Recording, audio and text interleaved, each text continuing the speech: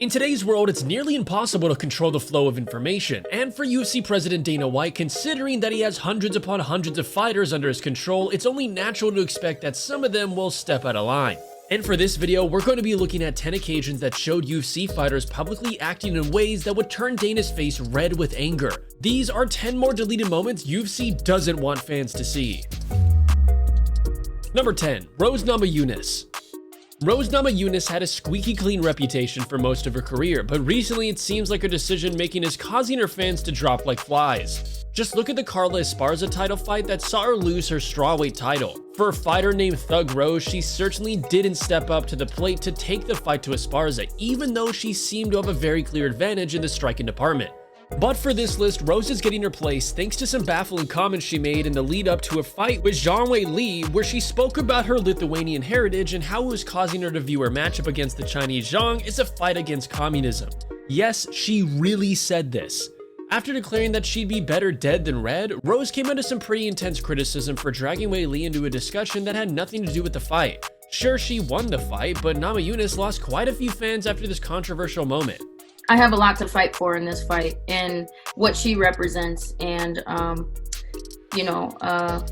was just kind of reminding myself of, all my background and everywhere that I come from and my family and everything like that. And we watched, and I kind of wanted to educate my training partner, Chico Camus, on the Lithuanian struggle and like just the history of it all. And so we watched The Other Dream Team just to kind of get like a overall sentiment of what we fight for. And so just after watching that, it was just a huge reminder of like, yeah, it's better dead than red, Number 9. Luke Rockhold. Few fighters, if any, in recent times have managed to earn the respect of their haters quite like Luke Rockhold at UFC 278. Rockhold used to be the king of the middleweight division, a supremely confident fighter who had that unbeatable aura around him during his best years. But then Michael Bisping came along and knocked the champ out the first round in one of the biggest upsets in UFC history. Since then, Luke has come off as egotistical, too proud, totally awkward, and kind of unlikable in social situations. And his results have plummeted just as fast as his standings with the fans. However, after a 3-year layoff, Rockhold returned at UFC 278 a different beast entirely. This time, he was speaking in far more intent, more fire, and during fight week, he repeatedly took huge shots at the UFC for their treatment of fighters, specifically their payment structure and healthcare. Dana accused Rockhold of speaking gibberish, but as the days went on, slowly the fans started to get behind him. And though he lost his fight against Paulo Costa, he had a massive effort and survived all 3 rounds. Kudos to you, Luke. The company is fucking growing and they're implementing other little stupid ass bonuses. $5,000 here, $5,000 there. $50,000, man. We've been stuck on this motherfucker for fucking 20 fucking years. I mean, back when GSP fought Jake, what is it, 100,000? Fucking, there was growing. There was when Lorenzo and Frank were running the show, there was real grounding wires. These guys don't know what they're doing. They're letting Dana just run the show and suppress the sport. They need to grow. This whole fucking thing needs to grow together. Our lives are on the fucking line. Healthcare needs to be taken care of. Our fucking health needs to be taken care of. Mine has not been taken care of. Number 8. Khamzat Chimaev. Khamzat Chimaev can barely put a foot wrong these days. As one of the biggest breakout stars of the last few years, it seems like everything Chimaev touches turns to gold. His win streak, the nature of his performances, his trash talk. The table is well and truly set for this dude to become the next major global superstar. But early on in Khamzat's rise, it became clear that he had pretty significant ties to the Chechen warlord Ramzan Kadyrov, a leader who has multiple human rights violations and a pretty terrible reputation in the Western world. All of a sudden, Boris was forced to contend with criticism from all angles just for associating with the guy. Yes, there is certainly a lot of pressure on Chimaev to be respectful to this powerful figure, but for a lot of fans, he lost some serious credit for this one. Number 7. Conor McGregor. If there's one thing Dana White hates more than anything else, it's the idea of another MMA promotion gathering momentum in the fight game. Bellator has been a mild competitor to the UFC for years now, so when Conor McGregor managed to bring the eyes of the sporting world to a little-known Bellator event in Dublin by nearly starting a fight with a referee after a victory from his teammate Charlie Ward, yeah, you can just imagine how angry this made Dana. Conor stormed the stage just seconds after Ward's opponent hit the canvas, and immediately the referee Mark Goddard moved in to clear out of the cage for the sake of the losing fighter. McGregor, being McGregor, did not appreciate this one bit, and a skirmish broke out. The following day, everyone was talking about the biggest star in MMA, and the name Bellator was the one that always appeared in the headlines, a surefire way to make an enemy of Dana White. Number 6. Mike Perry. Mike Perry is one hell of a character. There have only been a handful of fighters in mixed martial arts history who have cared less about angering people than this guy. Sure, he often goes overboard in more ways than one, but when it comes to this former UFC welterweight, things are never boring. One of the craziest Mike Perry moments that springs to mind is when the dude actually tried to convince the world that he was 2% African, claiming that a DNA result came back showing that he does in fact have African blood. Naturally, MMA Twitter had an absolute field day with this. Even now, it's still hard to scroll too far down for a Perry comment section without being reminded of his heritage. Okay, I want to explain that I took a DNA test and the results came back French and German, British and Irish, and I was 2% African. So I am legally allowed to say the word nigga. Remember, if you're enjoying our content and want to see more, be sure to leave a like before subscribing to the channel so you don't miss out on any of our weekly uploads. Number 5. Paulo Costa. Is Paulo Costa on steroids? Well, you'd best believe that most fans have asked themselves this exact question at one point or another. I mean, the guy is beyond jacked, possessing the type of frame that wouldn't look out of place in a bodybuilding competition. But up until this point, Costa's not yet tested positive for any form of banned substances. Costa's a pretty funny guy, and he's not afraid to poke fun at USADA, especially after they called to his house in the middle of the night during UFC 278 for sample. Even Dana was forced to apologize to Costa on behalf of the UFC for this major disruption of his weight cut. The next time Paulo took to the stage, he made sure to bring a bottle of his secret juice just to poke fun at the anti-doping agency and the many steroid allegations that he's been forced to face. But even though Dana was quick to apologize to the Brazilian, there's little doubt that he would ever approve of one of his fighters making light of peds like Costa did. Whether Paulo is actually getting a little extra help or not is anyone's honest guess, but I guess only time will tell. Whether you're a professional athlete, a fight fan, or a janitor, taking care of your health should be a top priority for everyone that's watching this video. If you're not getting the proper nutrients your body needs on a daily basis, you won't be at 100%.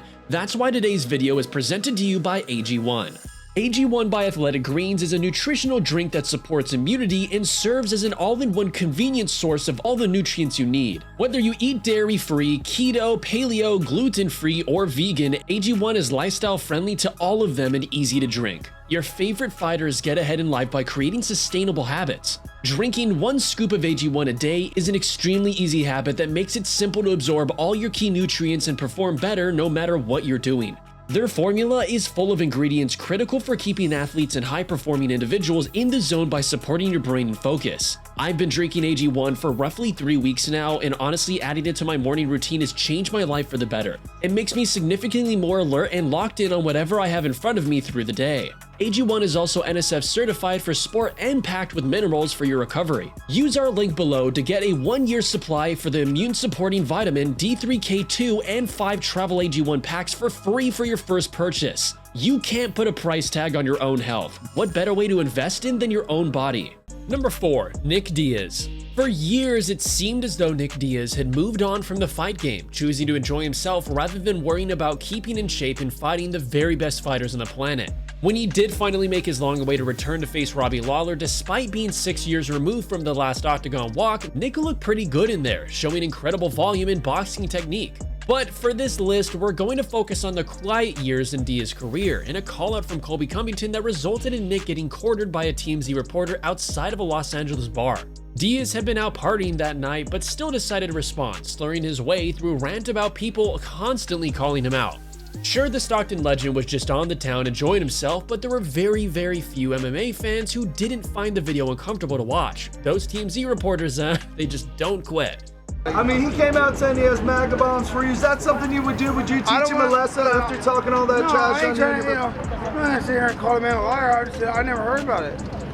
Okay. I mean, you know what I mean? Like, I just found out, like, Yo, get the car. But you know, I'm all brand new. I got shit to do. I'm brand new, but all this whole, you know, I'm supposed to be fighting so and so or something. I'm like, I mean, you want to fight, man? You know where to find me. I'm a hard guy to find. Number 3. Colby Covington. If there's one video on this list that you can be damn sure Dana White didn't ask to be released, it was this hilarious moment involving the former UFC interim welterweight champion Colby Covington. Colby basically wanted to discuss his future with Dana, so much so that he actually tracked him down to a Las Vegas casino that he frequents and asked him for clarity on his future while the UFC boss was at a table full of people gambling. Look, Dana knows how to play a camera, and he immediately realized that Covington was live streaming to his legions of fans. He then repeatedly told Colby to turn off the camera, smiling, but with a real fury underneath.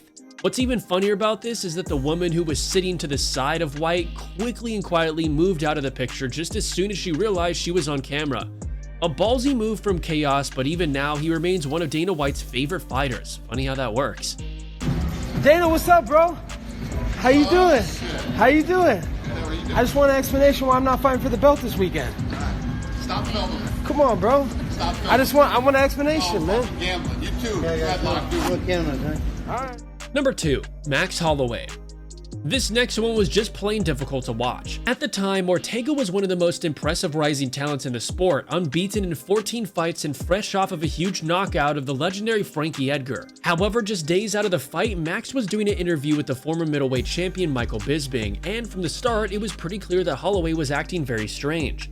His speech was heavily slurred and he looked like he hadn't slept in days. Bisping, being the no BS type that he is, directly questioned Max on his health and well-being. Max obviously tried to play the whole thing off like it was nothing, but the powers that be eventually stepped in and pulled him out of the contest for concussion-like symptoms. Not only was this a terrifyingly real look at how concussions and tough weight cuts can affect a fighter, but if Bisping hadn't stepped into the place and asked the tough questions, the UFC might have actually let Holloway compete. We're certain this is a moment that Dana White would have rather never happened, a bad look for the sport. Well, Max, you say you feel great, and, don't be offended when I say this, but you look like you just got out of bed. Are you tired? What's going on? How's the weight cut? Are you drained? I mean, you look a little sleepy. I'm good, man. I'm good. A little bit tired. They got me doing a bunch of media stuff, but I'll be fine, man. I can't wait. I can't wait to go out there and do that. Good to know. As I say, no offense, but you just look like, you're ready to fall asleep on me there. Number 1. Dominick Cruz. Some fighters take losses hard, but until his bantamweight title clash with Henry Cejudo, Dominick Cruz was actually known as one of the most honest and commendable losers in the game. The way he handled a dominant loss to Cody Garbrandt back in 2017 was truly the stuff of legend. Cruz took his questions standing up and made no effort to hide from the fact that Garbrandt deserved the win. Jump forward to his fight with Henry Cejudo, and well, Dom didn't exactly appreciate the nature of the TKO stoppage from referee Keith Peterson. Okay, seems pretty normal so far, right? Well, from there, Cruz claimed that Keith Peterson smelled of booze and cigarettes in the cage, and even spoke about an awkward encounter they had before the fight where Peterson appeared to be slurring his words while never looking at him directly in the eye. And before I went out to that fight, I specifically remember looking at this referee, Keith Peterson, and he's like mumbling, touching the floor, like putting his fist down and then putting his fingers about where not to knee and where to knee. And I'm like, and he won't look me in the eyes. And I'm like, and I'm going underneath like this to try to make sure he looks me in the eyes. And I'm like, hey man, I can't understand what you're saying to me. Like, what are you talking about? Be clear, because you are in control of this fight and I want to know what's going on. I need you to make this work. You know what I'm saying? I need you to understand that. Shook his hand and said, I need you to let me go out. This will likely go down as one of the oddest post-fight excuses in MMA history. Was Peterson actually drinking, or was it hand sanitizer that Cruz was smelling? I guess we'll never know. And that'll just about do it for this video. What's your own favorite controversial UFC moment of all time? Again, if you're enjoying today's video and want to see more, be sure to leave a like and comment before subscribing to the channel so you can stay up to date with all of our latest uploads. Thank you for watching.